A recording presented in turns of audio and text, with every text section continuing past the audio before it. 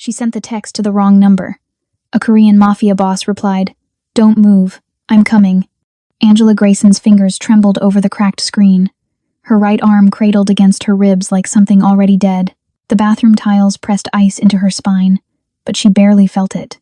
All she felt was the wrongness, the unnatural angle of her wrist, the wet heat of blood seeping through her cardigan sleeve where the glass had torn skin. Derek's fist hammered against the door. "Angela, baby, open up. Let me see it. Let me help you." Her husband, the man who'd slipped a 2-carat diamond on her finger 4 years ago in a riverside garden, the man who'd just grabbed her arm with both hands and twisted until something inside snapped like kindling. "I didn't mean to hurt you. You know that. You startled me." She knew better than to answer. Silence only fed his rage, but words fed it faster. Angela fumbled for her phone with her left hand, vision swimming. She needed her brother. Julian would come. Julian always came. The screen smeared red under her thumb as she scrolled through contacts. Everything looked the same through tears and terror names blurring into shapes, numbers into nonsense. She pressed what had to be Julian's name and typed with one shaking finger. "He crushed my arm. I think it's broken. He won't let me leave. 2453 Westfield Apartments, Unit 17, please." She hit send and prayed. The door shuttered. Derek's voice dropped to that silky register that always came before the worst of it. "Angela, I'm asking nicely. Don't make me ask again." Her phone buzzed. "Who is this?" Her heart fell through the floor. Wrong number. She'd texted a stranger while Derek was seconds away from kicking down the only barrier between her and whatever came next. "No. No. No. No." She typed again. Faster. Messier. "Wrong number, sorry. But please. Husband broke my arm. He's breaking down the door. I need help." 3 seconds of silence. Then, "Don't move. I'm coming. Confirm address." Angela's breath caught. She didn't know who this person was, didn't know if they were real or cruel or even in the same city, but they were all she had. 2453 Westfield Apartments, Unit 17. Please hurry. Please don't call police. Another buzz. "Stay hidden. 8 minutes. Hold on.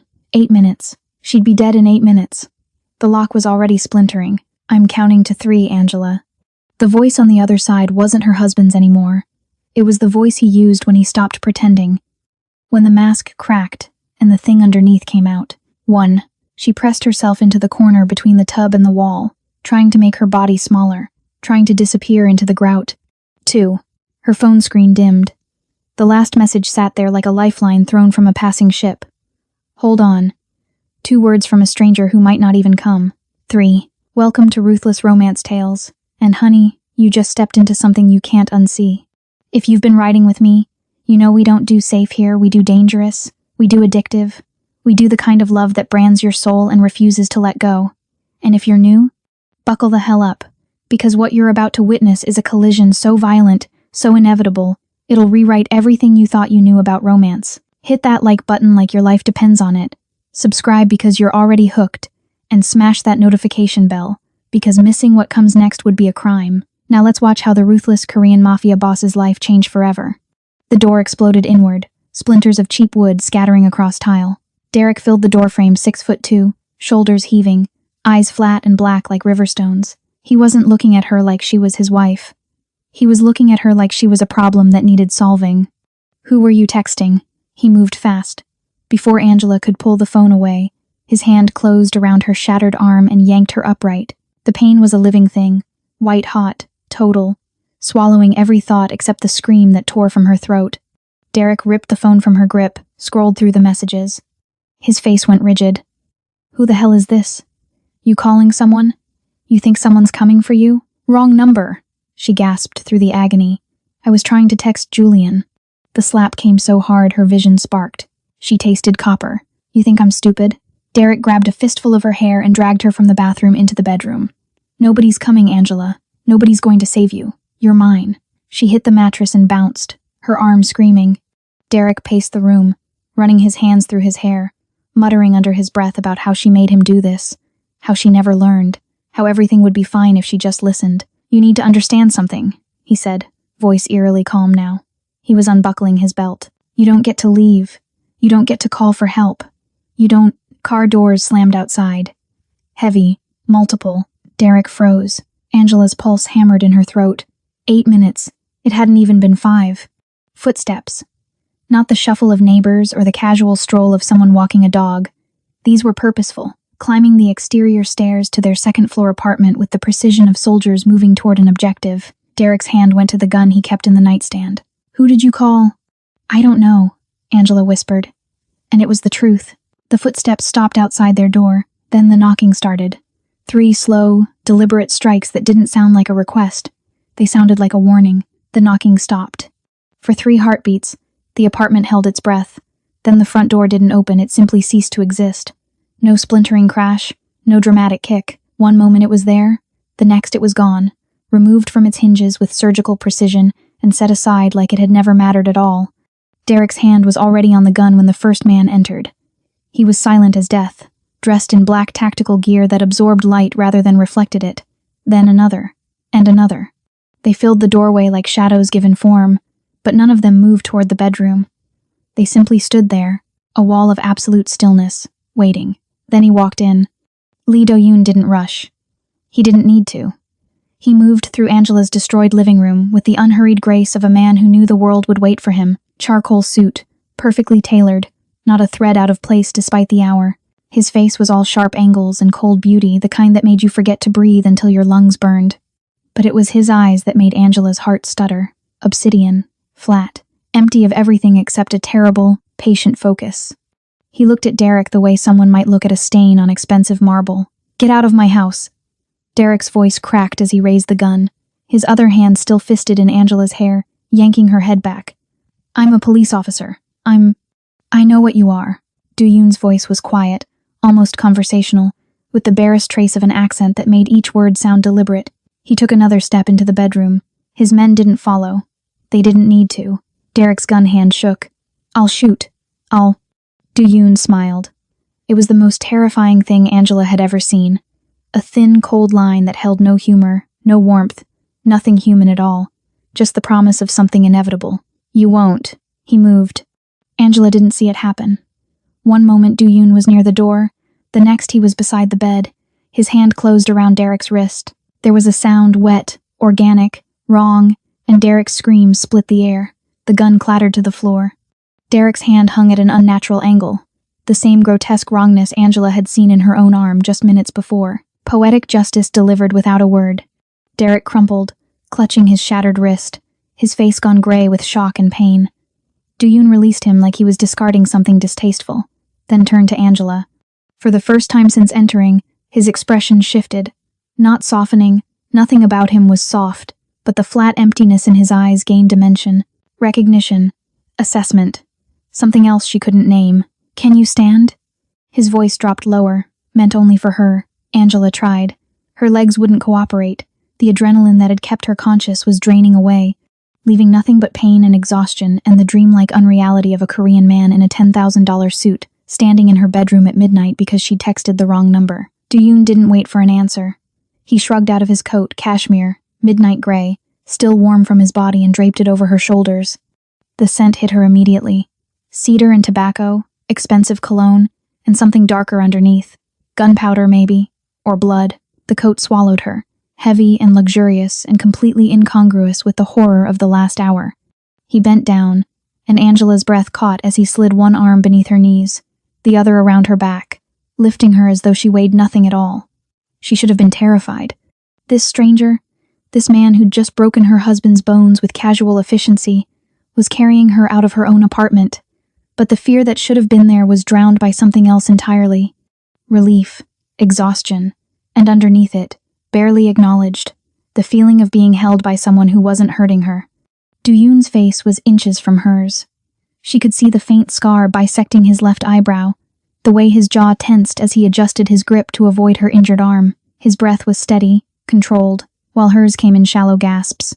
"You're mine now," he whispered, so quiet Derek couldn't hear over his own sobbing. Not a question. Not a comfort. A statement of fact delivered with the certainty of a man who'd never been told no in his life. Angela should have protested, should have demanded answers, should have done anything except let this stranger carry her past his silent army of men, past her destroyed front door, past the life she'd known. But she didn't, because the monster holding her felt safer than the man she'd married.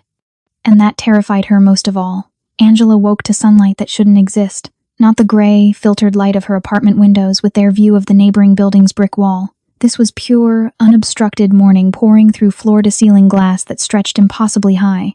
She blinked against the brightness, her mind struggling to reconcile the last thing she remembered Do-yoon's arms. The back seat of a car that smelled like leather and danger with the palace she'd woken up in, because that's what it was. A palace suspended in the sky. The bed beneath her was a cloud of silk sheets the color of champagne. Her right arm rested on a pillow, encased in something that looked more like aerospace engineering than a medical brace, sleek black carbon fiber with subtle LED indicators pulsing a soft blue. No pain. Whatever they'd given her had reduced the agony to a distant throb. She sat up slowly, her body protesting in a dozen places that had nothing to do with her arm. The room was enormous, all clean lines and expensive minimalism, white walls, dark wood, and those windows, God, those windows offering the city like a gift laid at her feet. 40 floors up, maybe more. High enough that the streets below looked like distant rivers of light, high enough that jumping wouldn't be quick. The thought came unbidden, unwelcome. Angela pushed it away and stood, testing her legs. Her feet met heated marble, and she realized she was wearing silk pajamas she'd never seen before. Black, perfectly fitted. Someone had changed her clothes while she slept. The intimacy of that violation should have terrified her, but it was swallowed by a larger, more pressing question. Where the hell was she? She found a door, black lacquered wood with no visible handle, and pressed her palm against it. It slid open with a whisper, revealing a hallway that belonged in an architectural magazine.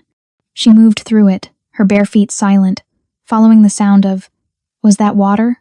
A fountain? The hallway opened into a living space that stole what was left of her breath. The penthouse stretched out like a temple to wealth and power. Everything was monochrome elegance, from the low-slung leather furniture to the abstract art that probably cost more than her entire life. But it was the view that held her captive, a 360-degree panorama of the city waking up beneath her. Beautiful, isn't it? Angela spun.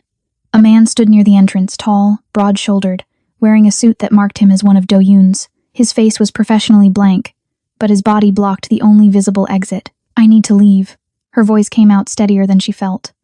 I'm afraid that's not possible, Miss Grayson. Miss Grayson. Not Mrs. The absence of Derek's last name felt like freedom and imprisonment braided together. You can't keep me here. She moved toward him anyway, testing. He didn't shift, didn't reach for a weapon. He simply existed as an immovable barrier, polite and absolute. You should sit down. It wasn't a suggestion. Mr. Lee will want to speak with you. I don't care what Mr. Lee wants. You care very much what I want. The voice came from behind her, and Angela's heart performed some complicated acrobatics that left her breathless. She turned to find Do-yoon emerging from a doorway she hadn't noticed, a glass of tea in his hand. He wore different clothes, charcoal slacks, a black shirt with the sleeves rolled to his elbows, exposing forearms corded with muscle and decorated with ink that disappeared beneath the fabric. He looked less like a businessman and more like what he actually was. Dangerous. Your arm. He gestured with the tea, those obsidian eyes tracking her with unnerving focus. The surgeon says you'll regain full mobility in 6 weeks. Earlier, if you're disciplined with physical therapy, you had no right. I had every right. He moved closer, and Angela hated that she didn't step back. You texted me for help. I helped. I texted the wrong number. Yes, that terrible smile again, barely there. Lucky for you. The guard had disappeared, she realized. When had that happened? Now it was just her and Do-yoon in this glass tower, the city sprawling below them like subjects before a throne. I want to go home. You don't have a home. Not anymore. He set the tea down on a side table, the movement precise, controlled. Derek isn't in jail, Angela. His brother, Detective Marcus Hayes, filed the incident as a domestic dispute with no charges. Derek walked out of the hospital 4 hours after I left him bleeding on your bedroom floor. The room tilted. That's not possible. It's not only possible, it's done. He's looking for you right now. He's filed a missing persons report. You're officially a kidnap victim, and he's the concerned husband leading the search. Angela's legs forgot how to hold her weight. She sank onto the nearest chair leather, butter soft, probably obscenely expensive, and tried to process what he was telling her. You're lying. I don't lie. I don't need to. Do-yoon moved to the window, his silhouette dark against all that light. Outside these walls, you are a dead woman. Derek will find you eventually. His badge gives him access to every camera, every database, every tool the city has to offer. And when he finds you, he will kill you. Not quickly, not cleanly, He turned back to face her, and the morning light made him look carved from shadow. In here, you are untouchable, you are protected. You are— He paused, something flickering in those dead eyes. Mine. I'm not anyone's. But the words sounded hollow even to her own ears. Then choose. He spread his hands, the gesture almost magnanimous. Outside, you are prey. In here, you are a queen. Which do you prefer? Angela looked at him, this beautiful, terrifying stranger, who'd broken into her life and rearranged all the pieces, and felt the trap close around her with the soft, inexorable pressure of silk tightening into a noose. She'd escaped one monster by running straight into the arms of something infinitely more dangerous. And the most terrifying part? She wasn't sure she wanted to run anymore. 3 days passed in the glass tower, and Angela learned that luxury could be its own kind of prison. She'd tried the doors. All of them. They opened to reveal more beautiful rooms, a library with first editions, a gym with equipment she didn't know how to use, a kitchen stocked with food she was too anxious to eat, but the elevator required a fingerprint that wasn't hers. And the stairs led to a door with a lock that didn't respond to anything she tried. On the 4th morning, Do-yoon knocked. Actually knocked, like her opinion on his entrance mattered. Your arm needs cleaning. He stood in the doorway of the bedroom she'd claimed, holding a medical kit that looked military grade. The brace comes off for 30 minutes daily. Doctor's orders. I can do it myself. With one hand, he tilted his head, and something in that small gesture made her pulse kick. You're intelligent, Angela. Don't insult us both with pride. He was right, and she hated him for it. The bathroom was an exercise in excess marble everywhere. A tub that could fit 4 people. A shower with enough jets to simulate a monsoon. Do-yoon set the medical kit on the counter and turned on the water, testing the temperature with the kind of attention she'd seen him give everything. Precise, controlled, obsessive. Sit. He gestured to the bench inside the shower enclosure. Angela's heart hammered against her ribs. I'm not getting undressed. I know. He retrieved a waterproof covering from the kit. The brace stays dry. Everything else gets clean. You've been wearing the same clothes for 2 days. She had, because the alternative was accepting the wardrobe that had appeared in the closet designer labels, her exact size, chosen by someone who'd studied her body with uncomfortable precision. The steam built around them as she sat, still fully clothed in the silk pajamas. Do-yoon knelt beside the bench. Close enough that she could see the ink disappearing under his rolled sleeves wasn't random. It was a story told in symbols she didn't understand. Dragons. Tigers. Something that looked like a family crest rendered in brutal black lines. He began with her left hand, using a soft cloth to wash away days of sweat and fear. His touch was clinical at first, efficient. But there was something hypnotic about watching those dangerous hands perform such a gentle task. Hands that had broken Derek's bones now cradling her fingers like they were made of glass. Why are you doing this?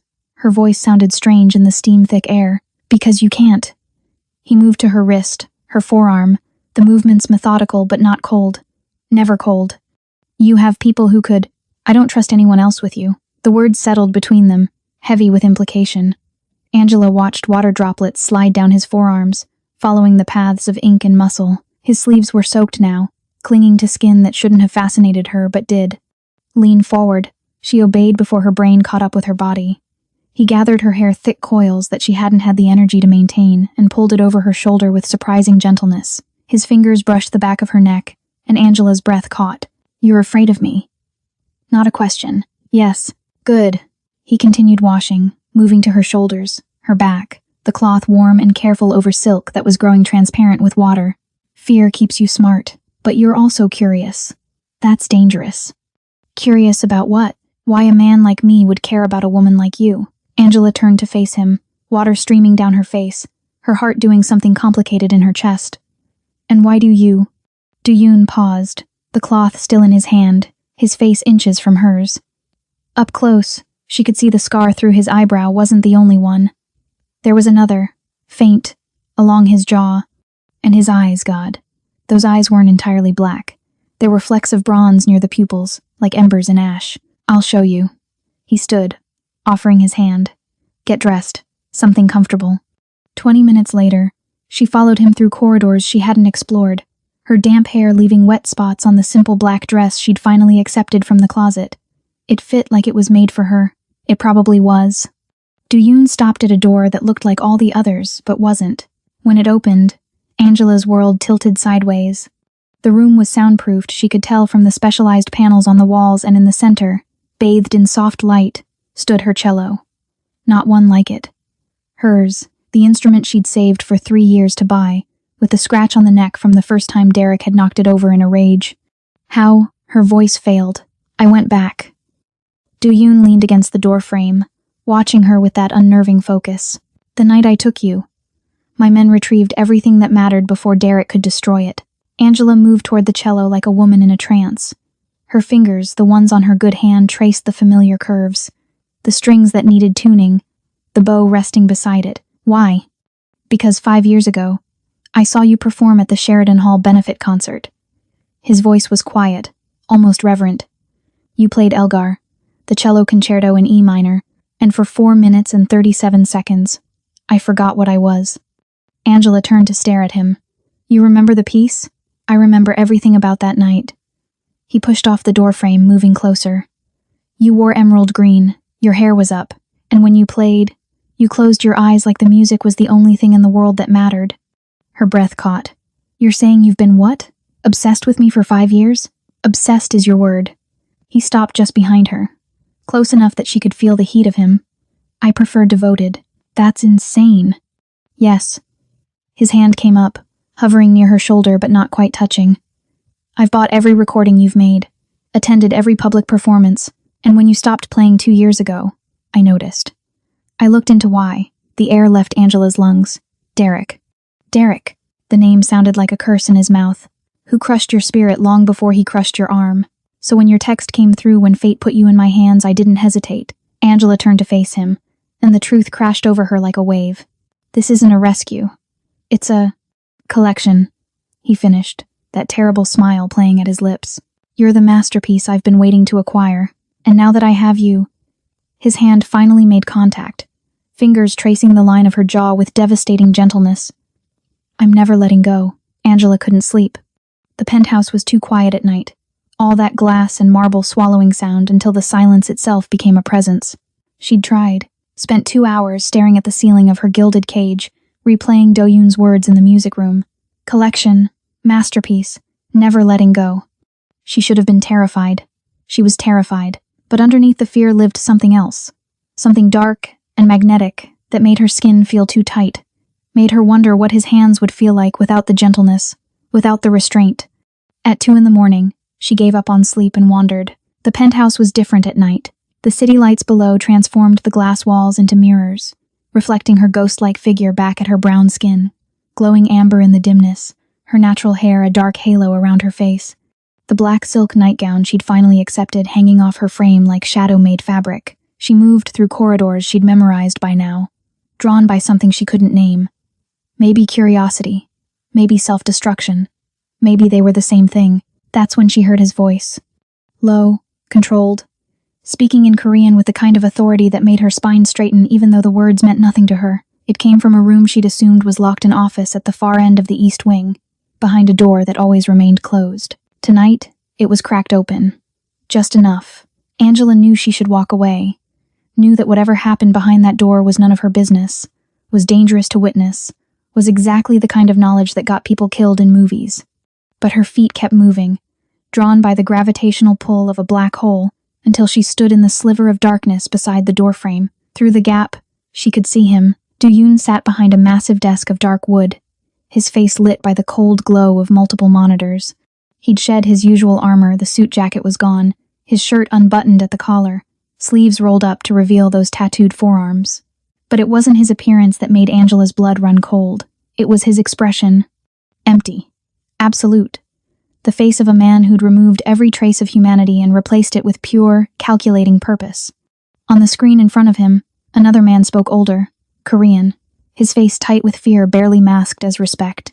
Do-Yoon listened with the patience of a predator watching prey run out of places to hide. Then he spoke. Still Korean, but Angela didn't need translation. She understood tone. She understood finality. Do-Yoon's hand moved across a tablet, his finger signing something with the casual efficiency of a man approving a lunch order. Except she knew God. She knew in her bones he wasn't ordering food. The man on the screen bowed. The call ended. Do-Yoon pulled up another screen. Financial charts. numbers flowing in columns that meant nothing to Angela but clearly meant everything to him. He made another gesture, moved funds with a swipe, and somewhere in the world, someone's life was being dismantled, asset by asset, account by account, a systematic destruction carried out with the cold precision of a surgeon. This was who he was.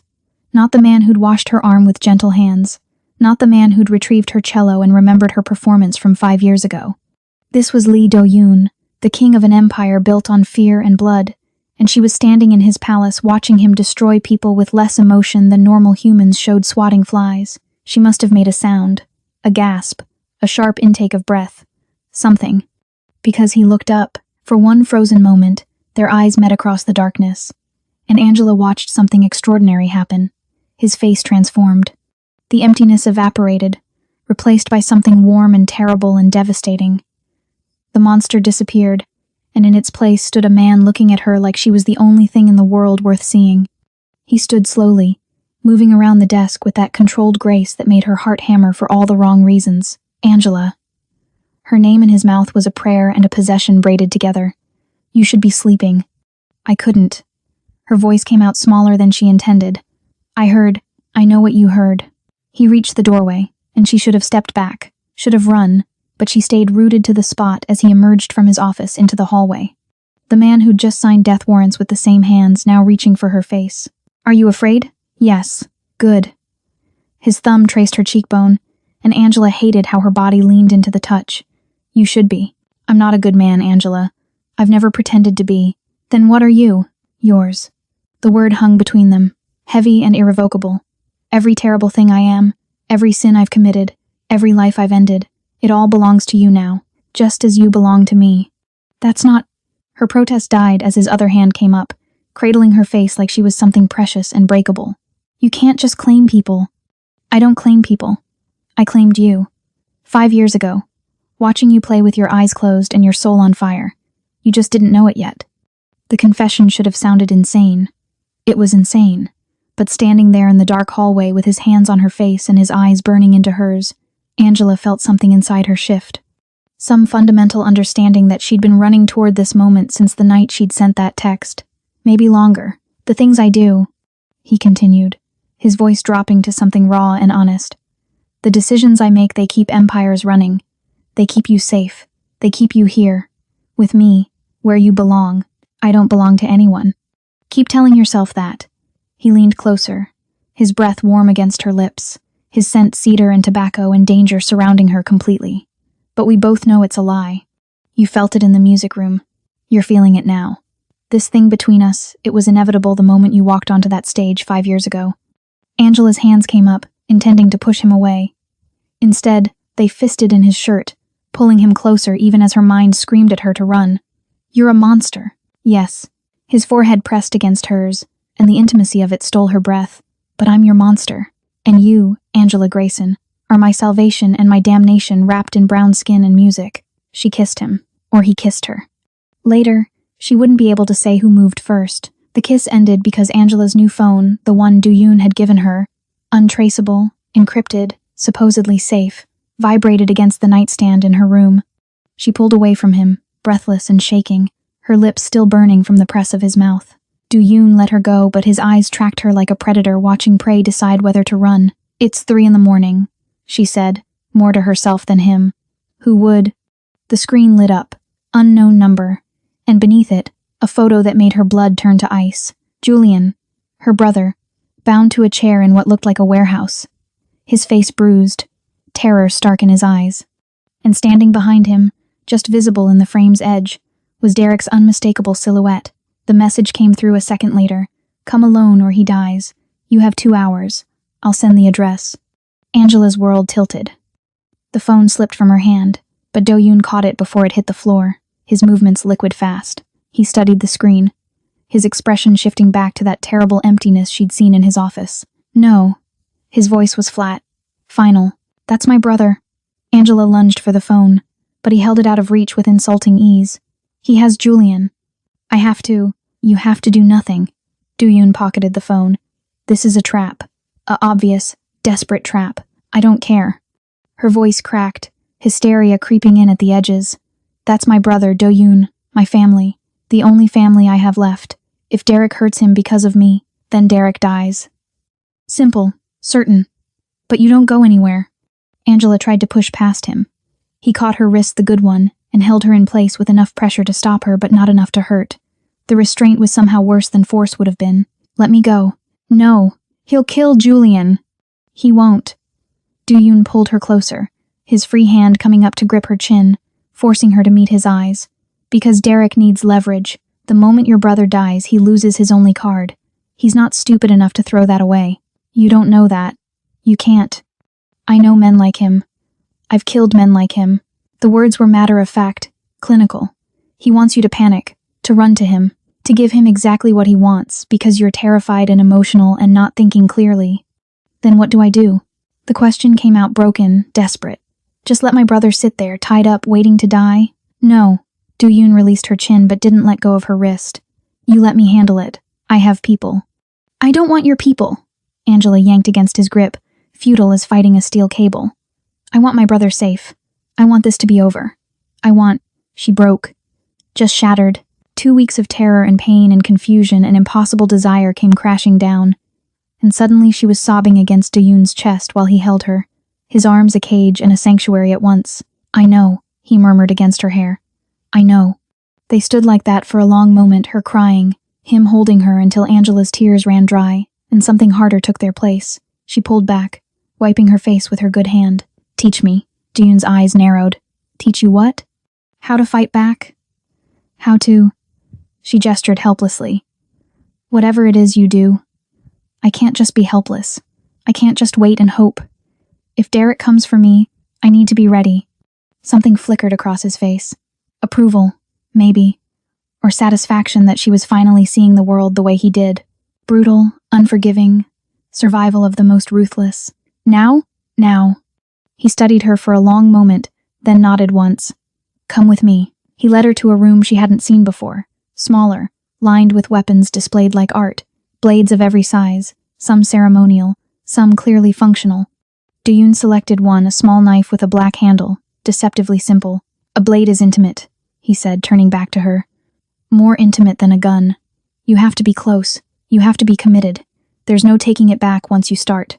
He moved behind her, and Angela's breath hitched as his body aligned with hers, his chest against her back, his arms coming around to guide her hands. The knife felt foreign in her palm, cold and purposeful. Your instinct will be to slash. His breath was warm against her neck, raising goose hairs down her spine. That's wrong. You thrust. Up and in. Here. His hand guided hers to his own ribs, showing her the vulnerable spots on his body with disturbing casualness. Or here. He moved her hand higher, to his throat. Quick. Decisive. No hesitation. I can't. You can. His other hand splayed across her stomach, holding her against him. Your husband broke your arm, terrorized you, and now he has your brother. Tell me you can't imagine putting a blade in him. Angela closed her eyes, and the truth was she could imagine it. God help her, she could. Good girl. The praise in his voice was dark, possessive. Feel that? That's power. That's survival. That's what it takes to exist in my world. He adjusted her grip, his fingers warm and calloused over hers. Again. Show me. She thrust forward, the movement clumsy but committed. He corrected her angle, his hands patient and sure, his body a solid presence behind hers. Again. She did it again. And again. Each repetition smoother, more natural, until the blade felt less like a foreign object and more like an extension of her will. Now faster. His voice dropped lower, intimate and commanding at once. Don't think, just react. She thrust, and he caught her wrist mid-strike, spinning her around so fast she gasped. Suddenly they were face to face, the blade between them, her pulse hammering in her throat. Your enemy won't wait for you to be ready, Do-yoon said softly. Neither will I. He released her wrist, and Angela realized she was still holding the knife, pointed at his chest. One push. That's all it would take. Do it, he challenged. If you really want to leave, if you really think you can save your brother alone, put the blade in me and walk out. I won't stop you. They stood frozen, the knife between them like a terrible choice made physical. Angela's hand shook. Then she lowered the blade. Do-yoon's smile was slow, triumphant, devastating. That's what I thought. He took the knife from her nerveless fingers and set it aside. Your brother will be fine. I'll have him extracted before dawn. But you, he cupped her face, his thumb tracing her lower lip. You stay here, with me, where you belong. I hate you, she whispered. No. His forehead pressed against hers. You hate that you don't. Julian was returned unharmed 6 hours later, delivered to a safe house with no memory of who'd rescued him. Du-Yoon's men had been surgical in and out before Derek even knew his leverage had vanished, but the message was clear. Derek was desperate, sloppy, running out of moves. That's when Do-Yoon proposed the trap. A charity gala, he said over breakfast 3 days later, as casual as if he were suggesting a movie. The Riverside Foundation's annual benefit. Black tie, cameras everywhere, the city's elite. You'll perform. Angela's coffee cup froze halfway to her lips. I haven't played in public in 2 years. I know. His eyes held that familiar intensity, the look that said he'd already decided and was simply allowing her to catch up, which makes your return even more newsworthy. Every media outlet will cover it. Every social platform will stream it, including the ones Derek monitors obsessively. You want to use me as bait. Not a question.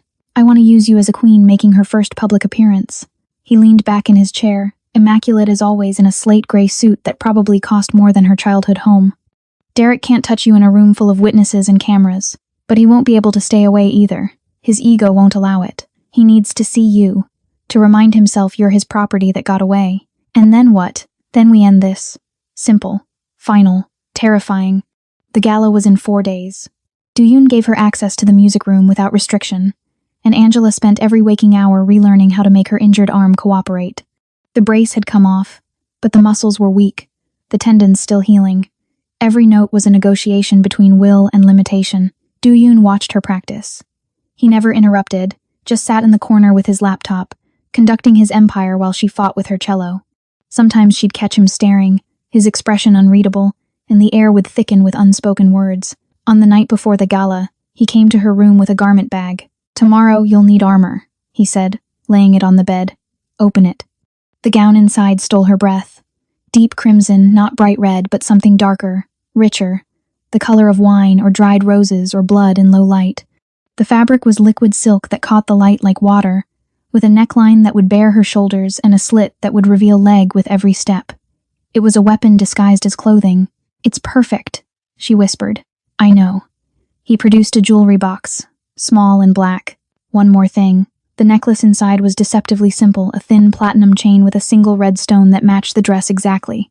Beautiful, elegant, innocent.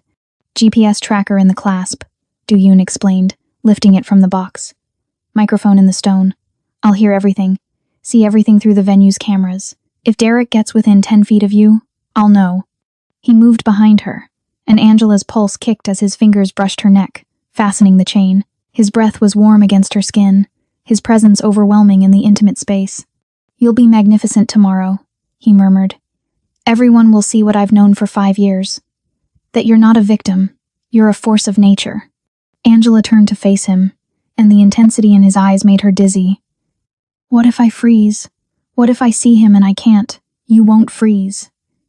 His hands framed her face with devastating gentleness. Because you're not the woman who sent that text anymore. You're the woman who held a blade to my chest and chose to lower it. You're the woman who plays music like she's conjuring fire. You're mine, Angela, and what's mine doesn't break. The kiss was inevitable. Slower this time, deeper, his hands sliding into her hair while hers fisted in his shirt. When he pulled away, they were both breathing hard. Tomorrow, he said, his voice rough. You perform. You remind the world who you are, and then we finish this. The gala was exactly as promised, excessive, elegant, swarming with the kind of people who wore their wealth like a second skin. Angela arrived in Du-Yoon's car, the red dress clinging to her curves, her hair styled in an updo that showed off the necklace. Cameras flashed as Du-Yoon helped her out, his hand possessive at the small of her back. Smile, he murmured. Show them you're untouchable. She did, and the cameras loved it. Backstage was controlled chaos, musicians warming up, coordinators speaking urgently into headsets, the energy, electric and anxious. Angela's hands shook as she rosined her bow, but it wasn't stage fright, it was anticipation. Her phone buzzed. A text from Do-Yoon, who'd taken his seat in the audience. He's here. Back right corner. Security uniform. I have eyes on him.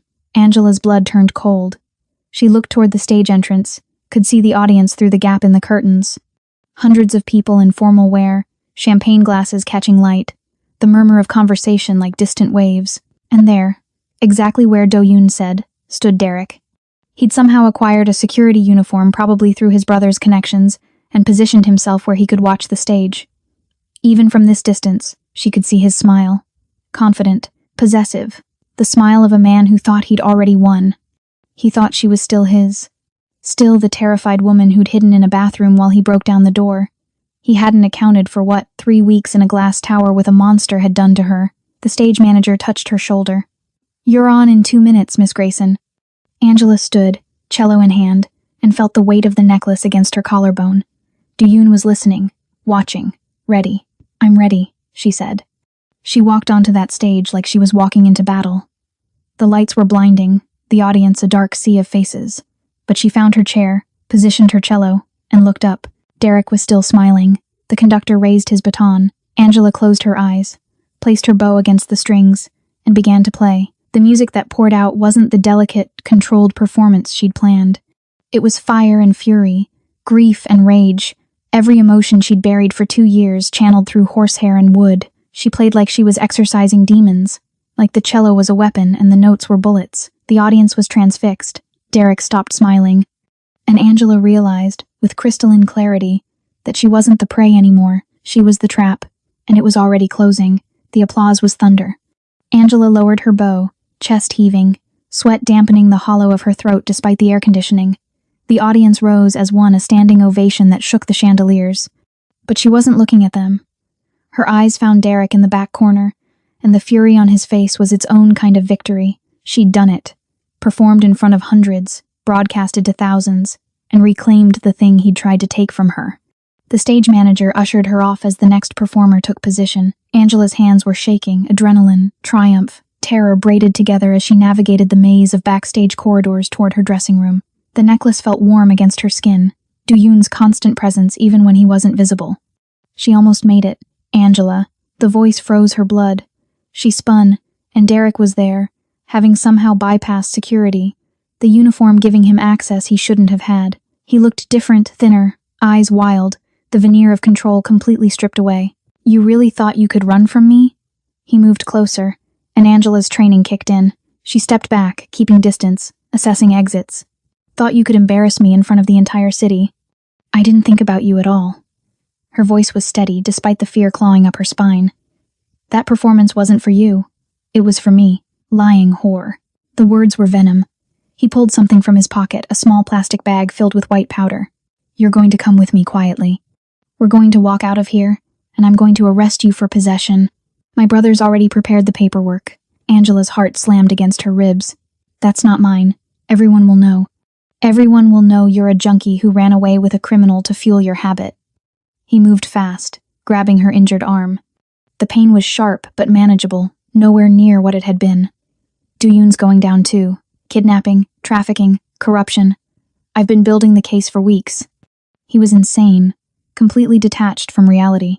And in that security uniform, with his badge and his brother's protection, he might actually pull it off. "Derek, please." She let her voice break, let herself sound small and scared. The woman he expected her to be. Too late for begging. He shoved the bag into her clutch, his grip on her arm tightening. "Now move, or I'll drag you out of here." Angela moved, but not the direction he expected. She spun into him instead of away, using his own grip as leverage, and brought her knee up hard between his legs. Derek's breath left him in a shocked wheeze, his hold loosening just enough.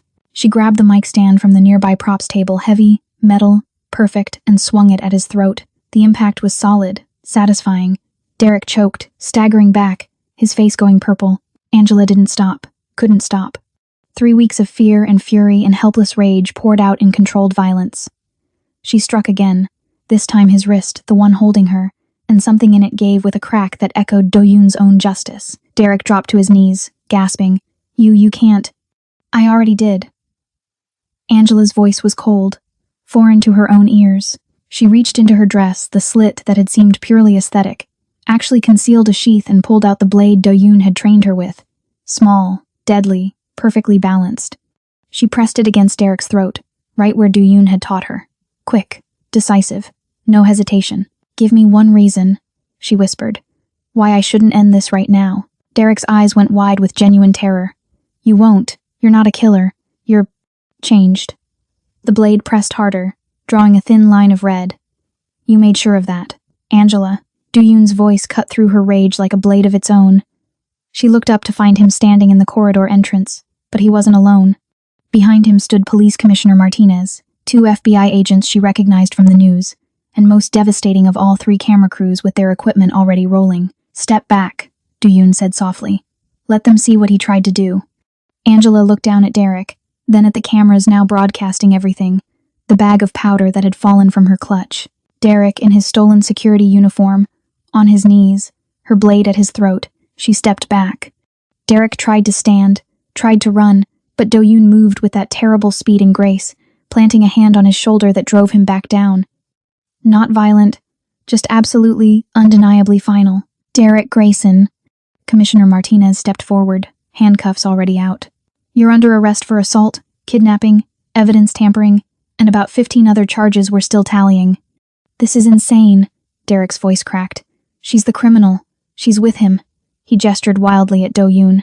He's a monster. Everyone knows. Everyone knows, Do-Yoon interrupted quietly, that you broke your wife's arm, that you used your position as an officer to cover it up, that you kidnapped her brother, that you just attempted to frame her for drug possession, using evidence you planted. He leaned down, his voice dropping to something only Derek could hear. And everyone's watching. Derek's face went gray as he realized what had happened. The microphone in Angela's necklace. The cameras positioned perfectly. This entire confrontation had been broadcast live to the gala screens, recorded for every news outlet in the city. He'd been set up. Perfectly, ruthlessly, completely. The FBI agents moved in, hauling Derek to his feet. As they led him away, Do-Yoon stepped close enough to whisper something in Derek's ear that made what little color remained drain from his face. Angela didn't need to hear the words. She understood their meaning in the way Derek's legs nearly gave out, in the way his eyes went wide with the knowledge of what waited for him. Do-Yoon had promised he wouldn't make it to the precinct, and Lee Do-Yoon never broke his promises. The cameras stopped rolling. The FBI agents disappeared with their prize. Commissioner Martinez shook Do-Yoon's hand with the familiarity of men who'd done business before. And Angela stood there in her blood-red dress, a blade still in her hand, and realized she'd just crossed a line there was no coming back from. Do-Yoon turned to her, and the pride in his eyes was devastating. Beautiful, he said simply. He meant the performance, the trap, the way she'd fought back. He meant all of it. Is it over? Her voice sounded small in the sudden quiet. Almost. He took the blade from her hand, wiped it clean on his handkerchief, and tucked it away. There's one more thing you need to do. What? Come back on stage. He offered his hand. Take your second bow. Show them you're not a victim anymore. Angela looked at his outstretched hand, scarred, tattooed, deadly, and somehow the safest thing she'd ever known. She took it. The second bow was shorter. Angela walked onto that stage with Do-Yoon's hand at the small of her back, and when the audience saw them together, the applause shifted into something else. Recognition. Understanding. The unspoken acknowledgement that they'd all witnessed something that changed the narrative. She wasn't the victim who'd escaped. She was the queen who'd executed justice. But as soon as they left the venue, as Do-Yoon's car pulled away from the flashing cameras and shouted questions, Angela started shaking. It began in her hands, then spread through her entire body, violent tremors she couldn't control. I almost killed him. Her voice sounded foreign, hollow. I had the blade at his throat, and I wanted to. God, Do-Yoon, I wanted to. I know. He pulled her against him, and she went, burying her face in his shoulder while the city lights blurred past the tinted windows. But you didn't. You chose control. That's what separates us from men like him. Is he really gone? She pulled back enough to see his face. Tell me the truth. Do-Yoon's expression was answer enough. That careful emptiness. The one he wore when discussing business.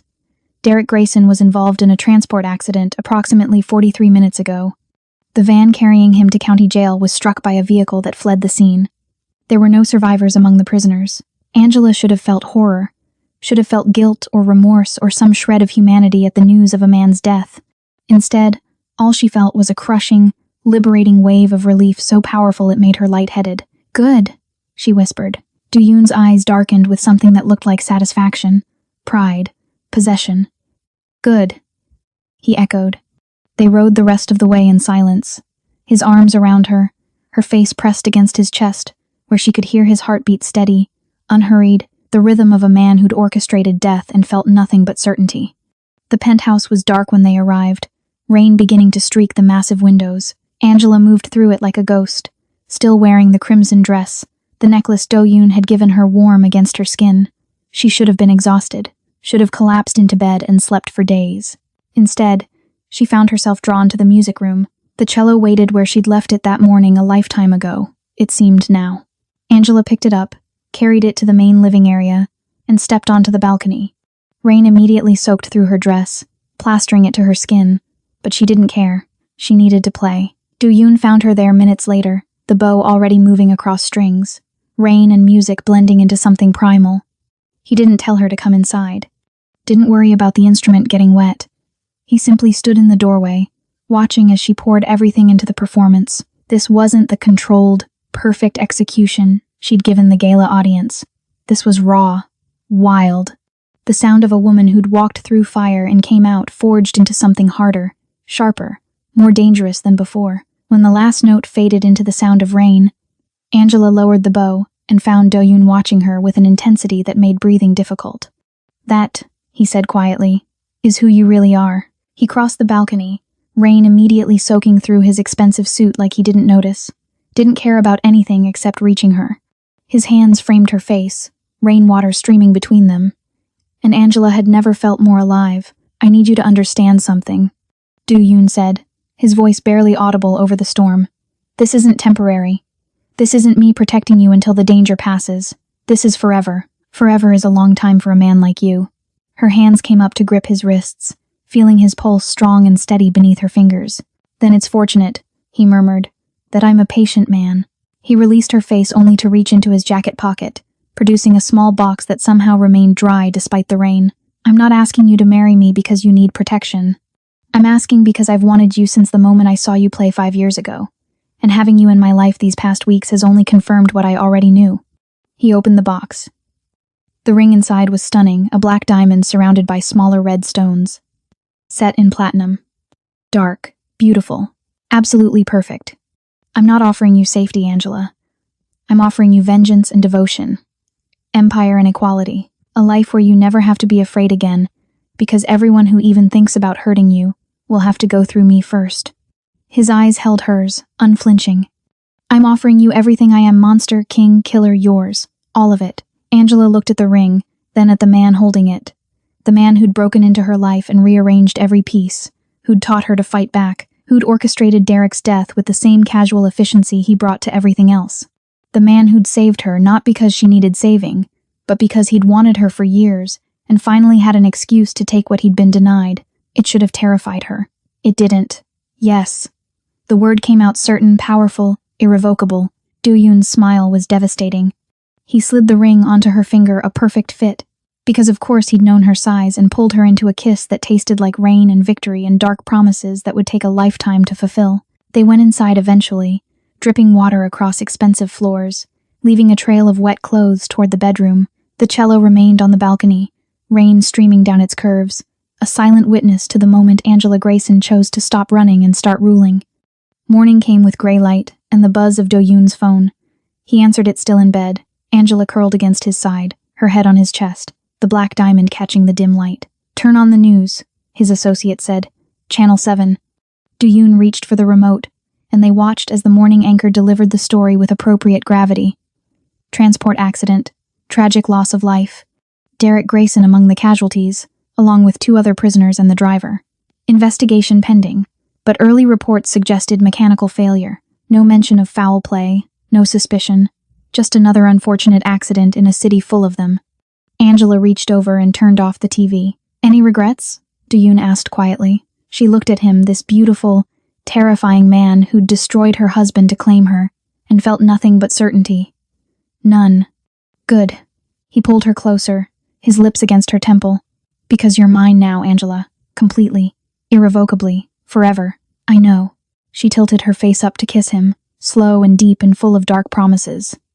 "And you're mine." Outside, the rain had stopped.